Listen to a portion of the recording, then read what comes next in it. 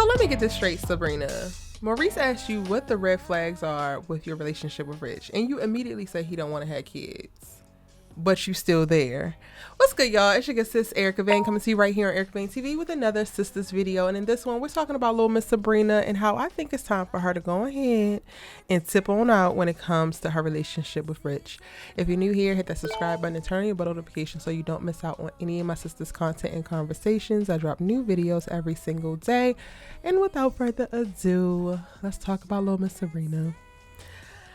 I was trying to root for her in making the decisions that she's making and accepting the decisions that she's making, but watching her have a conversation with Maurice in episode 4 of season 7, where Maurice asks her what are the red flags, and the one thing that she says is that he doesn't want to have kids, but she deeply does, is the thing that kind of like sold it for me.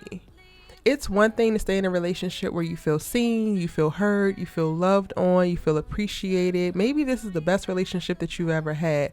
But if you are getting a preview right now into what the next 20 years looks like, what the next 30 years looks like, what your forever looks like, and it actually is in direct conflict with what you want your forever to look like personally, your next 20 years personally, your next 30 years personally to look like, then we really need to take some time and step away from the so-called dream, because there is no way that this is actually going to work out. In the preview for episode 5, we get to see that Sabrina comes over to the juice bar and she tells Rich that she's going to go ahead and freeze her eggs, or look into freezing her eggs. And it's not fully clear what his response is. I can't tell if his response is positive, negative, a little bit indifferent. And I get it. I think that this storyline is a beautiful one to be exploring. So while I do want her to walk away, I do want them to explore every single conversation that needs to go down between these two individuals as we watch them separate, just to be able to give a blueprint and an outline for women who might be experiencing this in real life. But it's just time to go. I don't actually see how this actually works out. And I really wanted to make this video more so to talk about what does that mean for her. One of the things that is becoming more and more evident as I watch more Sistas episodes, clearly we're in 7 seasons now, over 20 episodes per season, so it's a lot of content. One of the things that I really struggle with is how we present males within these sisters' lives and the dependency on basically having men to validate these women.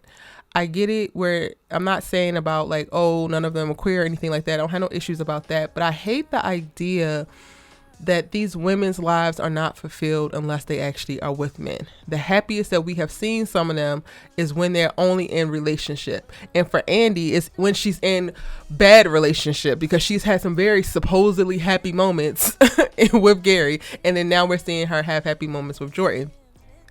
But I hate the idea that we don't actually get to see sustained healthy seasons of them being solo, so that you can actually understand that you don't need somebody else to actually complete you. You don't need someone else to actually fulfill you. That it should be two whole people coming into a relationship to make something beautiful and decide to do life together. Every time a male is presented within this universe, people automatically start shipping them or wanting them to be with somebody. And a great example of that is Tenderoni Trey over at the salon. Like, he's interested in Karen, and there's so many people who are like, oh, I cannot wait for Karen to get with Trey. And there's some people who have like even DM'd me. We had conversations in DMs about like, oh, Erica, why don't you see it for Trey? I don't see it for Trey for multiple reasons, and I do still owe y'all a video about that. I got you. I actually kind of forgot, but now that I'm saying it, I'm going to come back and do that for sure and give you all the reasons. But one of the main ones is I just don't feel like women, specifically Black women, are obligated to like people who like them. I don't think that we're obligated to be in relationship. I don't think we're obligated to stay in relationships where the only thing that we're getting from it is sex. I don't think that we're obligated to do anything that does not align with our higher self or our ultimate happiness.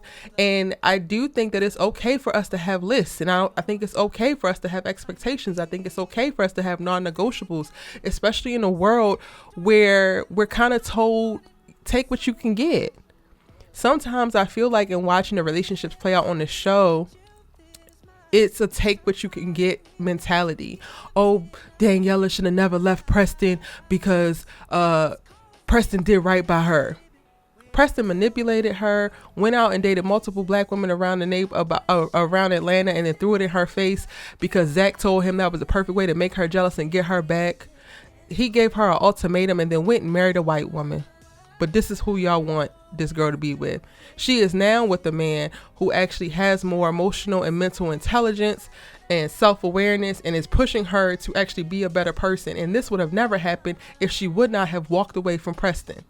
Even though it got a little bit iffy in how she did it, because she definitely cheated on Preston's ass. But I'm just saying, so many of y'all are convinced and convicted to just these women having somebody.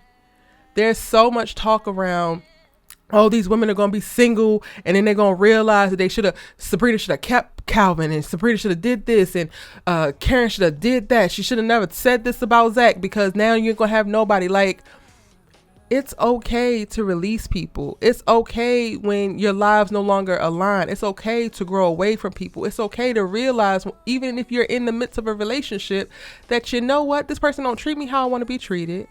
This person doesn't align with my highest self, and I actually want to walk into my highest self. So we don't actually need to be around each other. We don't actually need to be dating anymore.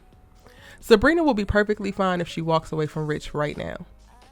I don't give a damn how the orgasms are. I get it. He has this gorgeous ass moisturized beard, this creamy ass skin, these dreamy ass eyes. But girl, I promise you there's another black man with similar features that could be the one that actually does want kids.